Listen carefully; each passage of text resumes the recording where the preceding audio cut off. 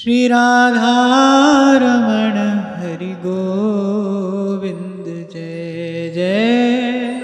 राधा रमण हरि गोविंद जय जय। श्री राधा रमण हरि गोविंद जय जय। राधा रमण हरि गोविंद जय जय। गोविंद जय जय गोपाल जय जय। गोविंद जय जय गोपाल जय जय। गोविंद जय जय गोपाल जय जय। गोविंद जय जय गोपाल जय जय। वासुदेवे भगवति तद्भक्तेषु च साधुषु प्राप्तो भावं परं विश्वं येनेदं लोष्टवत् स्मृतम्।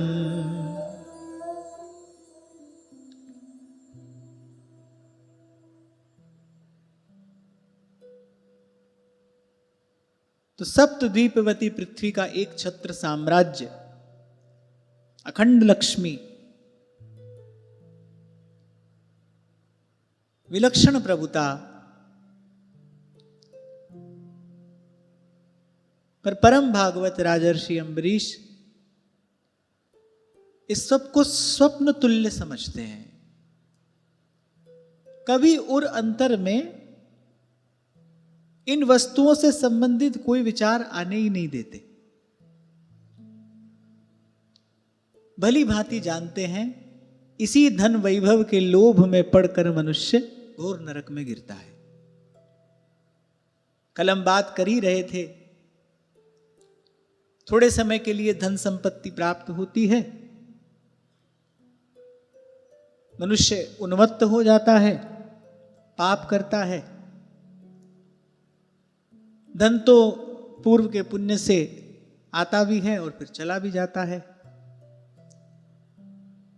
लेकिन उस काल में जो पाप किया जाता है वो जन्म जन्म तक जीव का पीछा करता है, वो जन्म जन्म के दुख का कारण बनता है। इसीलिए सयाने लोग कहते हैं धन संपत्ति यौवन प्रभुता ये हो तो बहुत सावधान रहना चाहिए। ध्रुवदास जी कहते हैं ना, प्रभुता संपत्ति के भये मन इंद्रिन वश होए। हो ही जाता है, कोई बिरला ही होता है। जेहि राखे रघुवीर ते उबरे ते ही काल वह। हमने तो संतों के मुख से यही सुना है कि इनमें से कोई एक भी वस्तु हो बहुत सावधान रहना चाहिए, क्योंकि उसका मार्ग बड़ा फिसलन भरा है। और जो तीनों ही हो जाएं फिर तो सयाने लोग कहते हैं भाई पतन निश्चित है। अब भगवान बचा लें तो बचा लें, नहीं तो नहीं को अस जन्मा जग माही। पर परम भागवत राजर्षि अम्बरीश इसके अपवाद स्वरूप हैं। सप्तद्वीपवती पृथ्वी के एक छत्र सम्राट हैं, अव्यय लक्ष्मी है, अतुलित वैभव है। स्वप्न में कुछ भी प्राप्त हो जाए तो बुद्धिमान व्यक्ति तो उससे प्रसन्न होता नहीं। ऐसे इन सबको स्वाप्न पदार्थों के समान समझते हैं। का ऐसी अद्भुत विरक्ति, ऐसी दृढ़ता, भगवत भजन में ऐसी निष्ठा प्राप्त कहां से हुई? भगवान की भक्ति तो है ही, पर भगवान से अधिक भगवान के भक्तों की भक्ति है, साधु सेवी हैं। मुख्यतस्तु महत कृपयैव। इसलिए श्री कबीर जी सार की बात कुछ शब्दों में कहते हैं, जब तब साधु तारसी। कि प्राप्तो भावम परम विश्वम येनेदम लोष्टवत् स्मृतम। कल विश्राम के समय हम यही बात कर रहे थे कि जैसे मिट्टी का ढेला प्राप्त हो जाए तो उससे कोई व्यक्ति प्रसन्न थोड़ी हो जाता है। अरे वो इस सबको मिट्टी के ढेले के समान ही मानते हैं और केवल कहते नहीं, कह तो हम भी रहे हैं, कहते तो बहुत लोग हैं, पर वो केवल कहते नहीं है, मानते हैं और इसी कारण तदनुकूल आचरण करते हैं। सर्वथा लोभ रहित चित्त है राजर्षि अंबरीश का। पुराणों में ये वाक्य मिलता है, 7 तत्व हैं जिन पर ये धरती टिकी है। गौ, ब्राह्मण, वेद, सती स्त्री, सत्यवादी मनुष्य 5, छठा है दानशील मनुष्य और 7वां है जो सर्वथा लोभ रहित हो गया है, कोई निर्लोभी, क्योंकि लोभ है सर्व पाप को मूल। निर्लोभी कौन होगा?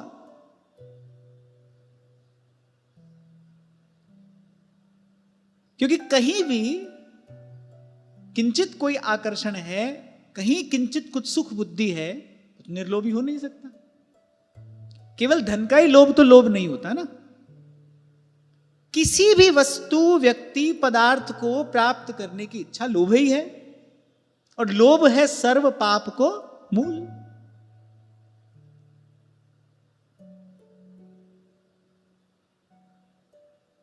कौन होता है निर्लोभी? कौन हो सकता है निर्लोभी? कैसा होता है कोई निर्लोभी जन? कभी किसी भी समय, किसी भी काल में, किसी भी प्रकार से, किसी भी वस्तु, व्यक्ति, पदार्थ में इसकी महत्व बुद्धि नहीं है। उसके लिए सर्वस्व बस भगवान ही है। प्रभु को ही जानता है, प्रभु को ही मानता है, सर्वत्र प्रभु का ही दर्शन करता है। प्रभु के अतिरिक्त जिसके मन की गति कभी किसी और होती ही नहीं। जैसे ध्रुवदास जी ने कहा ना, छाण रसिक रसिकनी जू के रस विहार की बात और ठौर न जाने न मन चले, वासो रसिक कहिए। ऐसे भगवान के अतिरिक्त कभी किसी समय, किसी काल में, किसी भी प्रकार से किसी वस्तु, व्यक्ति, पदार्थ में जिसका मन जाए ही नहीं, वो है निर्लोभी। और ऐसे 7 तत्व जिन पर ये धरती टिकी है, उसमें एक ये निर्लोभता भी है। गौ, याद रखना चाहिए, गौ, ब्राह्मण, वेद, चौथा सती स्त्री, 5वां सत्यवादी मनुष्य, छठा दानशील मनुष्य और 7वां जो लोभ रहित है। सब पाप इसी लोभ के कारण जीव करता है। मैंने आपको निवेदन किया कि लोभ केवल धन का नहीं होता। ऐसा नहीं कि केवल धन का लोभ ही लोभी है। किसी को पद का लोभ है, किसी को प्रतिष्ठा का लोभ है, कीर्ति का लोभ होता है। और सब पाप बस इसी लोभ के कारण किए जाते हैं।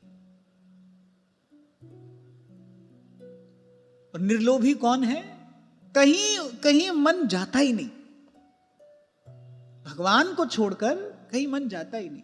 जब तक कहीं महत्व बुद्धि होगी तब तक मन को आप लाख रोको, रोक नहीं पाओगे। कई बार हम यहां बात करते हैं ना, जब तक कहीं किसी विषय, वस्तु, व्यक्ति में सुख बुद्धि है, मन जाएगा वहां। समझने की बात है, जब तक हमारी संसार के किसी विषय में, किसी वस्तु में, किसी व्यक्ति में सुख बुद्धि है, सुख बुद्धि अर्थात भाई इससे हमको सुख मिलेगा, जब तक ऐसी बुद्धि है तब तक अब ऐसी कोई व्यवस्था तो है नहीं कि मन को किसी पिंजरे में डाल दो, किसी जंजीर से बांध दो। ना तो उपदेश करने वाले का मन सुनता है, ना सुनने वाले का सुनता है। अगर कहीं सुख बुद्धि है तो मन वहीं जाएगा ही। इसलिए भगवान ने कहा मन का मैल लोभ है, और नहीं ज्ञानेन सदृशम पवित्रमिह विद्यते। गुरु के चरणों में जब जीव जाकर बैठता है, गुरु मुख से जो वो ज्ञान गंगा निस्सृत होती है, उसमें जब अवगाहन करता है, विवेक जगता है, संसार के विषय में, संसार की वस्तु में, संसार से संबंधित व्यक्ति में सुख बुद्धि समाप्त होती है, तब मन की गति बाधित होती है। बाकी तो गाते रहो, मन बड़ा चंचल है, कैसे इसे समझाऊं। होता हवाता कुछ नहीं है, एक ही युक्ति है भाई, तब ही हो ही सब संशय भंगा, जब बहुकाल करिए सत्संगा, जब बहुकाल करिए सत्संगा। अब सत्संग कैसे मिले? उसके लिए विशेष पुण्य चाहिए। पुण्य पुंज बिन मिले न संता। विशेष पुण्य चाहिए, और वो विशेष पुण्य क्या है? गौ ब्राह्मण की सेवा, संतों गुरुजनों की सेवा। और सेवा माने निष्काम भाव से जो आप निवेदन करें, सेवे के सुख के लिए जो किया जाए वो सेवा। इसलिए संत कहते हैं सेवा में सब सुख बसे, सेवा में हरि आप। भगवान तक पहुंचने का मार्ग ये सेवा ही है। सेवा, सबकी सेवा। इसलिए आपको दो पंक्तियां याद कराई थी। उठते बैठते कभी जब स्मरण हो आए, ऐसे कह देना चाहिए प्रभु से, दीन दास हूं द्वार का, सेवा देकर सेवा सदन बनाइए मुझको हे भगवान। तो सर्वथा लोभ रहित हैं राजर्षि अम्बरीश, और उनका ये लोभ राहित्य ही इस बात का प्रमाण है कि मन पूर्ण रूपेण भगवान में लगा है।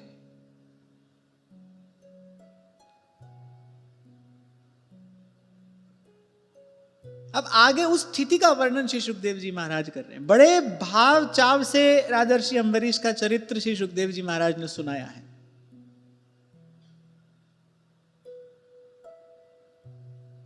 पहले बताया कैसी संपत्ति है, कैसा उनका साम्राज्य है, कैसी उनकी अखंड लक्ष्मी है।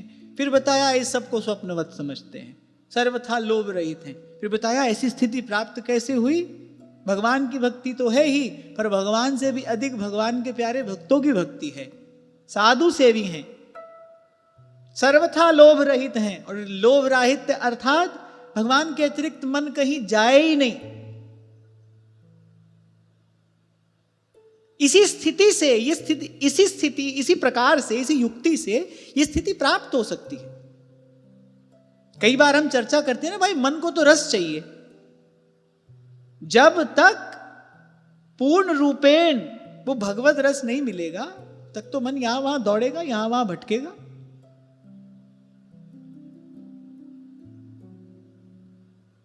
कोई कह दे कि भाई अमुक व्यक्ति लोभ रहित है, समझ लेना चाहिए माने इसका मन पूर्ण रूपेण भगवान में लग गया है, क्योंकि पूरे तरीके से भगवान में लगे बिना कोई लोभ रहित हो ही नहीं सकता। कहीं ना कहीं वस्तु व्यक्ति का आकर्षण रहेगा ही रहेगा, उसको प्राप्त करने की चाह रहेगी, लोभ बना ही रहेगा। पर कह रहे राजर्षि अम्बरीश सर्वथा लोभ रहित हैं। और ये बड़ी विलक्षण स्थिति है, क्योंकि अर्थ तो अपने साथ लोभ रूपी अनर्थ लेकर ही आता है। आपस में राजा यूं ही तो लड़ते मरते रहे, अपनी अपनी सीमाओं का विस्तार। वो वस्तुतः सीमा का विस्तार नहीं होता, अपने अहंकार का विस्तार होता है। जितना प्राप्त होता है व्यक्ति को, उससे अधिक प्राप्त करने की इच्छा साथ ही जन्म ले लेती है। एक इच्छा दूसरी इच्छा को जन्म देकर ही समाप्त होती है। पर यहां देखो, सर्वथा लोभ रहित चित्त है। और ऐसी स्थिति कैसे प्राप्त हो गई वो बता रहे हैं। सवै मनः कृष्ण पदारविन्दयोर्वचांसि वैकुंठ गुणानुवर्णने। आहा। करौ हरेर्मन्दिरमार्जनादिषु श्रुतिं चकाराच्युत सत्कथोदये।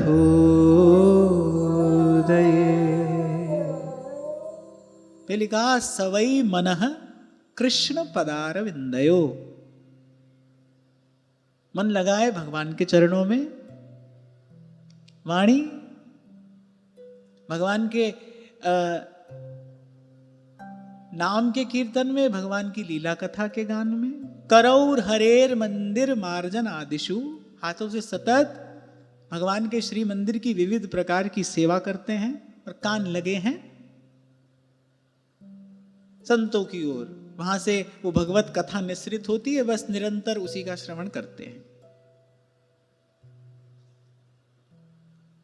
पर संतों ने बहुत भावपूर्ण चर्चा इस विषय पर की है। और कल मैंने आपसे कहा ही था, मैंने तो ये प्रसंग विशेष रूप से परम श्रद्धेय श्री मलुकपीठ वाले महाराज जी के श्रीमुख से सुना। बड़ी अद्भुत रीति से उन्होंने कहा। तो पहले कहते हैं सवै मनः कृष्ण पदारविंदयो, मन और वही अर्थात पूर्ण रूपेण, निश्चित रूप से कहीं और जाता ही नहीं। कभी आपने सोचा है मन कहां कहां जाता है? थोड़ी आज मन की बात कर लेते हैं। मन की बात, सबसे तो मन की बात नहीं हो पाती ना। आप हम मिले हैं यहां, मन की बात करते हैं। मन देखा तो किसी ने भी नहीं, पर खेल सब इसी का है। मन ही मिलावे राम से, मन ही करे फजीत। शास्त्र कहता है बंधन का, मोक्ष का कारण मन है। मन, अभी तक तो हमको बस इतना पता है, वो भी सुनी सुनाई बात है, मन बड़ा चंचल है, भगवान के भजन में नहीं लगता। पर आपको मैं एक सूचना दे दूं, ऐसा नहीं है कि मन केवल भजन में ही नहीं लगता। मन कहीं नहीं लगता, मन संसार के विषय में भी नहीं लगता। लगे तो समाधान ही हो जाए, मन लगता ही तो नहीं। हमारा मन लगता ही तो नहीं, लग ही तो नहीं रहा। और जहां हम लगाने का व्यर्थ प्रयास कर रहे हैं जन्म जन्म से, वहां तो न लगा न लगेगा। देखो, गलती तो मनुष्य से होती ही है, क्योंकि मनुष्य अपूर्ण है। पर एक ही गलती 2 बार हो माने बुद्धि कम है। एक गलती 2 बार हो रही है माने पहली गलती से सीखा नहीं। मंद अक्ल है, अक्ल मंद नहीं, मंद अक्ल। और एक गलती बार बार हो रही है तो मूर्ख ही है। अपने आप को भले कितना ही बुद्धिमान समझता रहे, है तो मूर्ख ही ना। एक ही गलती बार बार हो रही है, बार बार संसार के विषय में मन लगाया, बार बार दुख पाया, बार बार कष्ट उठाया, बार बार पीड़ा पाई, बार बार उसी जन्म और मृत्यु के चक्र में गिरा। सीख नहीं रहा है, समझ भी नहीं रहा है। क्योंकि समझने के लिए तो, सही समझने के लिए सही सुनना पड़ता है। गुरु चरणों में जाकर कभी बैठता नहीं, संतों की सेवा कभी करता नहीं। जहां से सार की बात मिले, जहां से कुछ सत्य बात सुनने को मिले, जहां से विवेक जगे, वो संग कभी करता नहीं। इसलिए तो कबीर जी कह रहे, बहु तक भोंदू बही गए, राख जीव अभिमान। एक गलती बार बार हो रही है। तो आपको ऐसा लगता है कि मन भजन में नहीं लगता, नहीं, आपका मन कहीं भी नहीं लगता। कहीं लग जाता तो समाधान हो जाता। आज एक में लगा और संसार के विषय का तो स्वभाव है, उससे मिलने वाला रस उसके प्राप्त होते ही घटने लगता है और एक दिन समाप्त हो जाता है। आज किसी में लगा, कल उससे उब गया। पीछे मुड़कर देखो, कभी वो दिन आया होगा जिस दिन माता पिता से बहुत हट किया होगा कोई खिलौना प्राप्त करने के लिए, खूब रोए होंगे, खूब झगड़े होंगे, यही खिलौना चाहिए, यही चाहिए। आज है वो खिलौना, पता नहीं कहां गया। उस दिन तो मरे ही जा रहे थे, भोजन पानी सब त्याग दिया, यही खिलौना चाहिए। आज कहीं उसकी सुध नहीं है। पता नहीं ऐसे कितने खिलौने टूट गए, कितने खिलौने मन में आए और मन से चले गए, या कितने खिलौनों में मन गया और फिर वहां से उब गया। तो मन तो कहीं पे भी नहीं लगा, और फिर वहीं लगाने का जो व्यर्थ प्रयास किया जा रहा है, इसके लिए संतों ने कहा ऐसी मूढ़ता या मन की, ये मन की मूढ़ता है।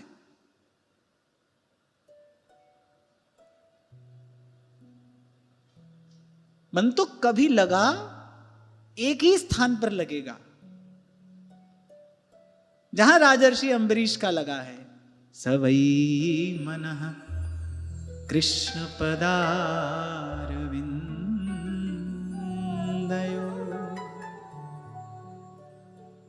अच्छा हाँ, हम बात कर रहे थे मन कहां कहां जाता है। मेरा मन मेरा मन मेरा मन सब कहते, कभी देखा है मन कहां कहां जाता है? कभी अनुभव किया इसका?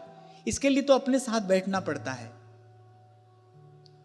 इसके लिए तो भीड़ से न्यारा होकर थोड़ा कभी आत्मचिंतन करना पड़ता है, आत्मविश्लेषण करना पड़ता है। इतना समय कहां है साहब?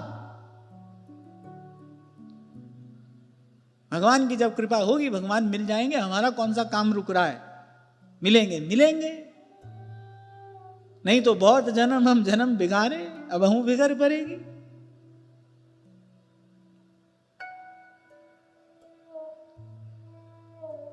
जो साधक है वही समझ पाता है, वही देखता है, वही अनुभव करता है, उसी को मन की गति, मन की चाल समझ में आती है,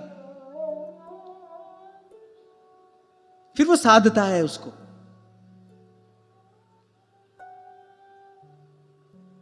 चलो कोई तो उत्तर दो, मन कहां कहां जाता है? ये तो हमसे ही सुना है, जहां उसे रस प्राप्त हो।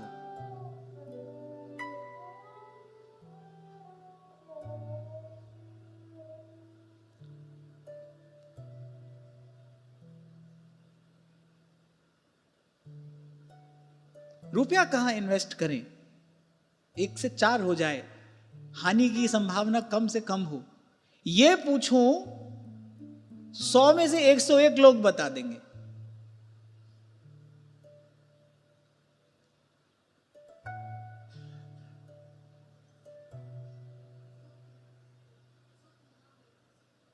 तो एक ही बात है, जहां रस मिले जहां सुख मिले। विचार करके बताओ कहां कहां जाता है मन।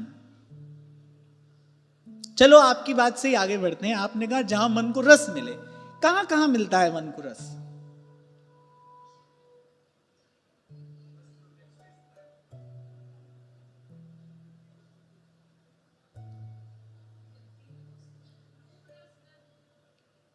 हाँ, कौन बोला? शाबाश बेटा। मन को रस चाहिए, और उस रस को प्राप्त करने के लिए मन संसार में कहां कहां जाता है? शब्द में जाता है, स्पर्श में जाता है, रूप में जाता है। रस जो हमारी रसना, हमारी जिह्वा चखती है, उसमें जाता है। गंध, शब्द स्पर्श रूप रस गंध, यही यही दौड़ता है। कभी आप ध्यान से देखना, यही जाएगा मन। सुंदर रूप देखेगा, उसके पीछे चल देगा। सुमधुर संगीत सुनेगा, बार बार उसी के पास जाएगा। सुंदर गंध आकर्षित करती है। और भोजन की बात तो मैं क्या ही कहूं, सभी जानते हैं। शरीर को रोग होता हो, अरे 100 बार होता रहे, दवाई खा लेंगे, खाएंगे तो। हमारी दादी कहती थी, बोले अरे मरेंगे तो खा पी कर मरेंगे, ऐसे कैसे मर जाएंगे? मरना तो है ही, खाकर तो मरे।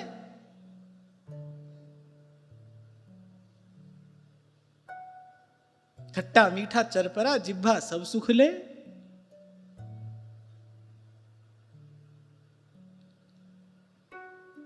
पर मैं इतना कहता चलूं, पहले भी मैंने कहा आपसे, भगवान से मिलना तो बहुत आगे की, और मैं कहूंगा वो तो आखिरी बात है। सही रास्ते भी चलना हो तो थोड़ा संयम चाहिए। क्यों? क्योंकि प्रत्येक पग पर आपको गलत ठीक दो मार्ग मिलेंगे। सही मार्ग पर चलने के लिए आत्मबल चाहिए। कहां से आएगा? संयम से ही आएगा। और उस संयम का आरंभ रसना से होता है, जिह्वा से।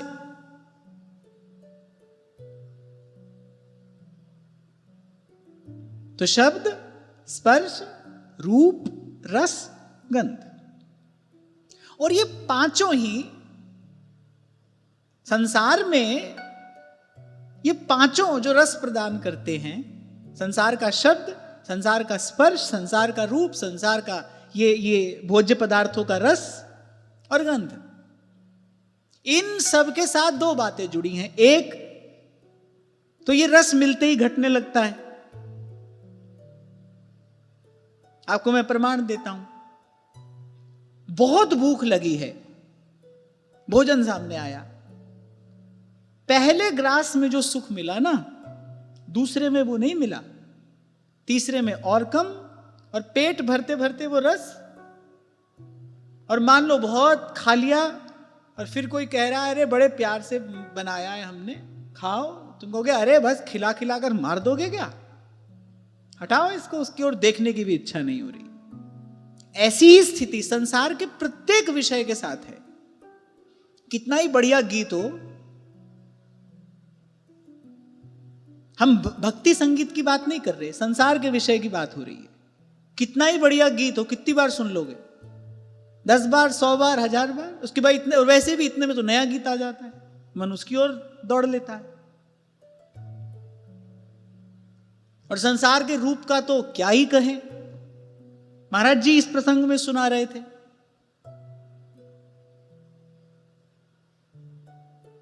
ओरछा नरेश राजा मधुकर शाह की परंपरा में राजा सुमेर सिंह हुए। उनकी बड़ी रानी थी रानी ललिता कुमारी, परम सुंदरी। अब राजा थे तो परम भक्त राजा मधुकर शाह के वंश में, पर होता है, हो जाता है, प्रभुता संपत्ति के भय मन इंद्रिन बस हुई। अति आसक्त हो गए उस रानी के रूप में, अत्यासक्त। पर भक्त थे, भजन करते थे। फिर अपने जन की संभाल प्रभु करते हैं, अपने जन की संभाल करते हैं, अपने जन के मन की संभाल भी प्रभु करते हैं। संभाला प्रभु ने, कैसे संभाला? और रानी के शरीर पर सफेद दाग हो गया, श्वेत कुष्ठ।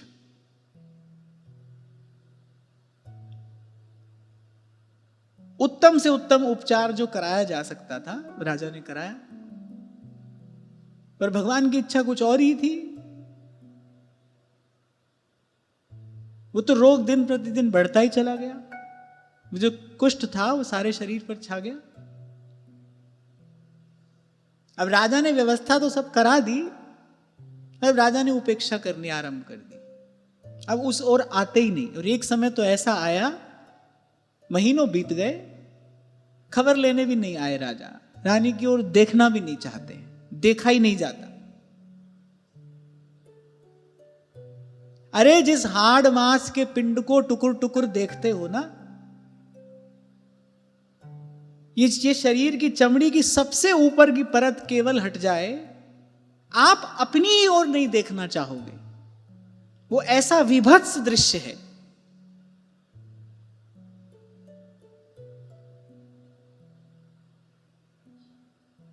और ध्यान रखना, इसी संसार को देखकर, इसी संसार को सुनकर मन संसार में लगाए जन्म जन्म से। नहीं तो जीव तो ईश्वर अंश, जीव अविनाशी, चेतन अमल सहज सुख राशि। जिसको रूप कहते हो वो रूप के रूप में विपदा है। जिसको आप प्रेम कहते हो, वो प्रेम के रूप में घोर आसक्ति है, विषयासक्ति है, जन्म जन्म के लिए घोर नरक में ले जाने वाली है।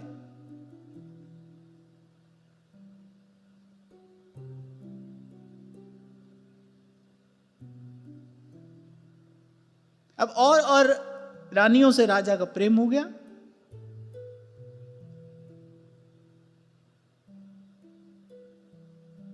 अब सबते कठिन जाति अपमाना, यद्यपि जग दारुण दुख नाना, संसार में अनेक दुख हैं पर सबते कठिन जाति अपमाना, वो नहीं सहा जाता। अब अन्य रानियों के बीच में वो तिरस्कृता हो गई। अब उसने सोचा ऐसा जीवन रखने से क्या लाभ है।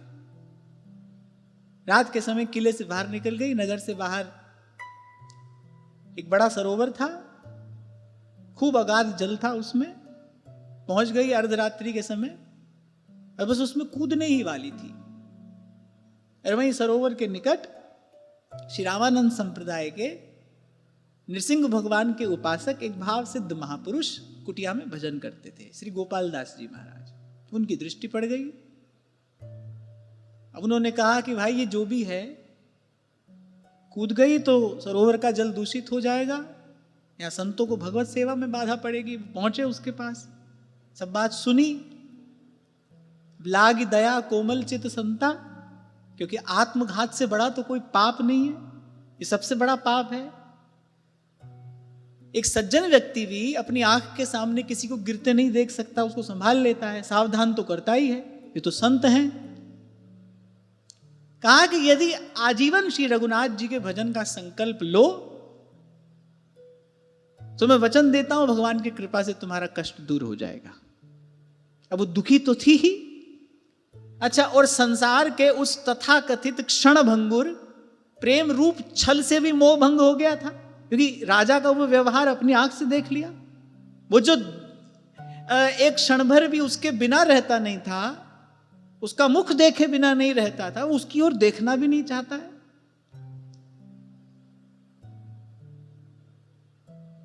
सारे बंधन टूट जाएं, आप अपने आप को पिंजरे से मुक्त अनुभव करो। अगर आपको यह समझ में आ जाए इस संसार में कोई आपसे प्रेम नहीं करता, कोई आपका सम्मान नहीं करता, आपसे जो सुख मिलता है उसी का सम्मान है, उसी से ही सब लाड़ करते हैं। जीव का सम्मान केवल भगवान करते हैं, जीव से प्रेम केवल भगवान करते हैं। और हम भी ऐसे ही हैं। कोई बड़ा दुखी होने की भी इसमें आवश्यकता नहीं है कि भाई हमसे कोई नहीं करता, हम भी ऐसे ही हैं। ये संसार की रीत है, जगत में झूठी देखी प्रीत, क्या दारा क्या मीत। तो वो संसार के उस क्षण भंगुर भाव से वो रानी का मोह भंग हो ही चुका था। और फिर संत कृपा करना चाह ही रहे थे।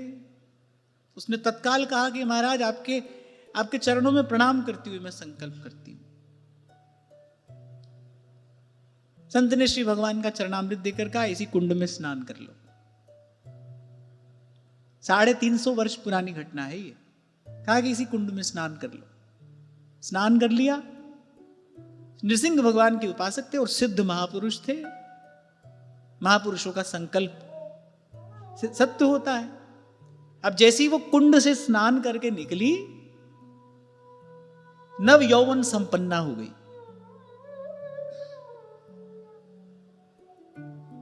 अब संत ने आज्ञा दी कि महल में वापस लौट जाओ और महल में ही रहकर यहां पर ध्यान रखना, केवल भजन करना। महल में पहुंची। अब राजा की दृष्टि पड़ गई तो बड़े आश्चर्य में पड़ गया। ये क्या हुआ? महीनों से देखा नहीं था। अब जब देखा तो एकाएक वो विवाह से पहला जैसा रूप था, उस रूप से संपन्न राजा ने रानी को देखा। सब बात पूछी, पर रानी ने कहा सावधान, हमारे निकट मत आना, हमसे दूर रहकर हमसे बात करो। रानी ने सब वृतांत कहा। अब था तो भाई राजा भी भक्त ही, कभी कभी पूर्व के प्रारब्ध से ध्रुवदास जी कहते हैं ना, मन इंद्रिन बस हुई पर तजत न ताही गोपाल। फिर भगवान संभाल लेते हैं। आप देखो भगवान ने कैसी लीला की। राजा का मार्ग मन तो सन्मार्ग पर आ ही गया इस घटना के बाद, रानी भी भगवान के भजन में लग गई। थोड़ा सा दुख देकर, थोड़ा सा वो कष्ट देकर वस्तुतः भगवान ने लीला क्या की? अरे संसार के उस सत्य का ही तो अनुभव कराया, संसार के विषय से विरक्त करा दिया। नहीं तो भाई कितने राजा रानी विषय भोग भोग कर मर जाते हैं और फिर कहां गधा कुकर सूकर होकर इस संसार में जन्म लेते हैं। कैसी कृपा भगवान ने की, थोड़ा कष्ट दिया पर संसार की उस सत्य रूपता का बोध करा दिया। दोनों ने जाकर उन्हीं संत से दीक्षा ले ली, भजन में लग गए। उन्हीं रानी ललिता कुंवरी के नाम पर ललितपुर बसा, दोनों अपने भजन सेवा में लग गए। बात ये इसलिए कही जा रही थी कि संसार का रूप तो ऐसा है, वो वस्तुतः रूप नहीं है, वो रूप के रूप में विपदा है। जिसके पास हो उसको भी सावधान रहना चाहिए। वो सावधान किससे रहे? वो प्रशंसापूर्ण वाक्यों से सावधान रहे। और सावधान रहने के लिए विवेक चाहिए, और विवेक बिना सत्संग आता नहीं। इसलिए कई बार आपसे कहता हूं भाई, सब रोगों की औषधि तो सत्संग है। सब रोगों की औषधि सत्संग है। वो केवल आपको दूर से देखकर जो आप पर मरे जाते हैं ना, ध्यान रखना, वो आपके साथ साथ पता नहीं कितनों पर मरते होंगे। मुझे तो बड़ा आश्चर्य होता है, कभी जिसने हमको कभी जाना नहीं, कभी पहचाना नहीं, वो कहता है आपसे प्रेम करते हैं। बड़े मूर्ख हो, और तुम हो तो रहो, हम तो नहीं है। गुरुजनों की कृपा से इतना विवेक तो गुरुजनों ने प्रदान किया है अपने प्रसाद से। तुम रहो, खूब रहो, और 1000 बार इस संसार के गड्ढे में पड़ो, हम तो नहीं पड़ेंगे। अरे ये तो जा ही रहा है और जाते जाते चला जाएगा, इसको कोई रोक पाया है आज तक? अरे दिवस 4 के हला भला में तू कहां लेगा लाद?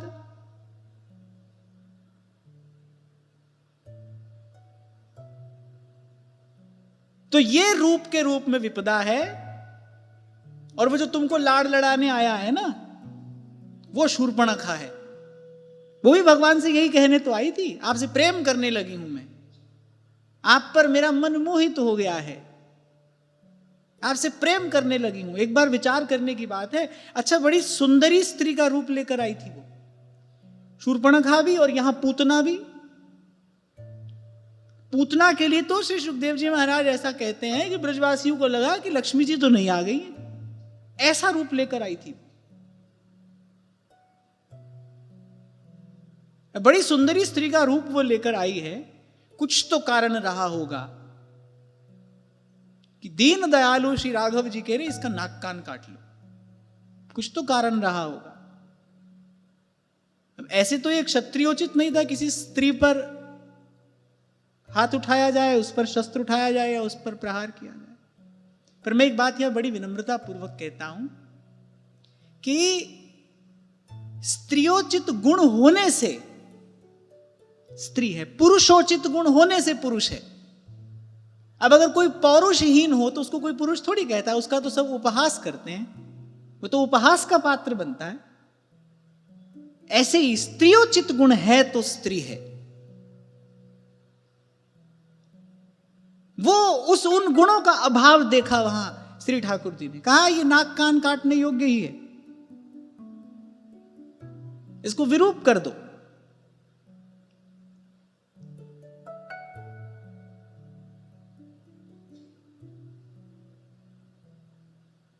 तो वो जो आप पर मर रहा है वो सब पर मरेगा, क्योंकि वो आप पर नहीं मर रहा है।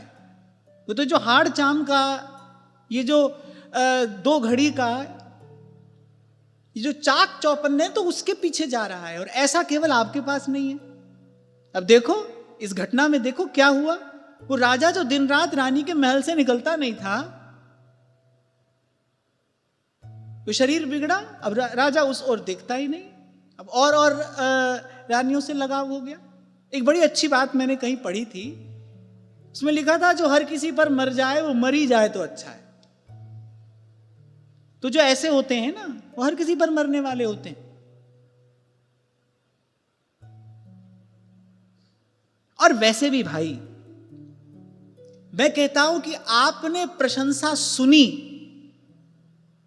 वो भीतर गई, आप गिरे, तो पक्की बात है। कितना बड़ा प्रमाण हमको प्राप्त होता है देवर्षि नारद जी का। आप सोचिए, काम उनको नहीं हिला सका।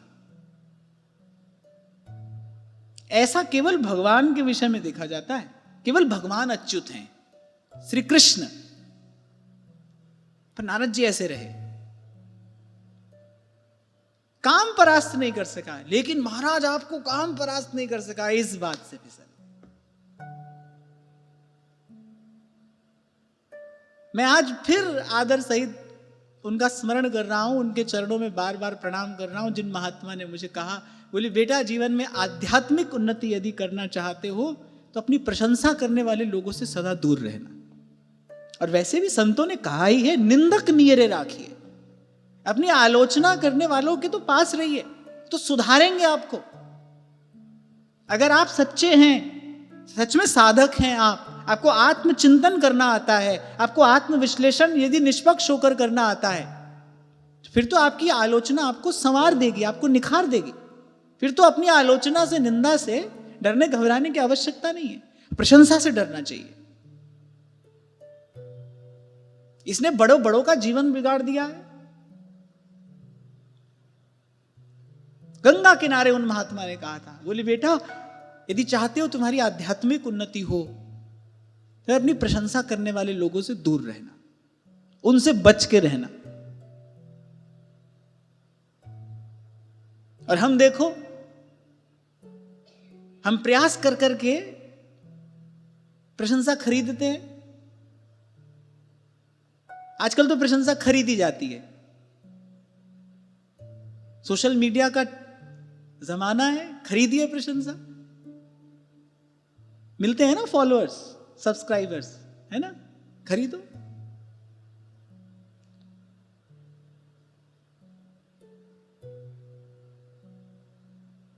पर सत्संग जीव को संभाल लेता है। एक घड़ी, आधी घड़ी। तुलसी संगत साधु की, कटे कोटि अपराध। आज मैं पीछे मुड़कर देखता हूं तो मुझे लगता है कि जीवन में जो कुछ अनुचित था वो अपनी भूल, अपने प्रमाद के कारण था। लेकिन जीवन में जो भी सुंदर है उसके मूल में केवल सत्संग है। इसलिए महाराज कहते हैं, जे सो चंदा उगवे, सूरज चढ़े हजार। जीव को संभालने वाला, जीवन सिद्धि कराने वाला केवल सत्संग है। आप लगे रहो सत्संग में, विवेक जगेगा, जगा रहेगा। आप देखो, आप वहां से बचकर निकल जाओगे जहां से कोई नहीं निकल पाता। हम तो बच गए साहेब कृपा से, संत सबद लग उतरे पार। आप वहां से भी बचकर निकल जाओगे संत की कृपा से, संत के शब्द की कृपा से।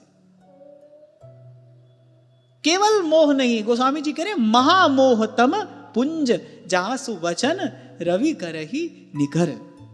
महामोहतम पुंज। ये जो अभी हम बात कर रहे थे ना भाई, एक बार गलती हो जाए स्वाभाविक है, चलो 2 बार हो जाए ये भी मानवीय है, कोई बात नहीं। पर लेकिन एक गलती जन्म जन्म से हो रही है, ये स्वाभाविक नहीं है। ये मोह नहीं है, ये महामोह है। इसी को श्री महाप्रभु जी ने दुरंत मोह कहा। दुरंत मोह, एक गलती जन्म जन्म से हो रही है।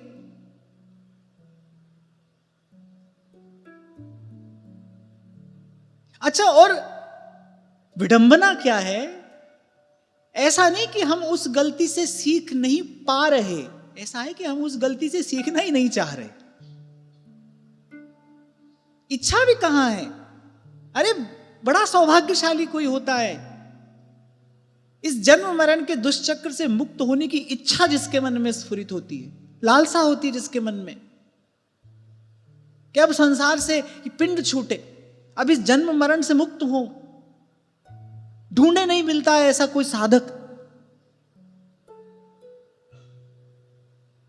जो प्राप्त है, ये संसार का क्षुद्र पदार्थ जो प्राप्त है उसको प्राप्त करके फूला रहता है, और जो अप्राप्त है उसको प्राप्त करने की चेष्टा में पिसता रहता है, और जो प्राप्त होकर चला गया है उसके शोक की अग्नि में जलता है।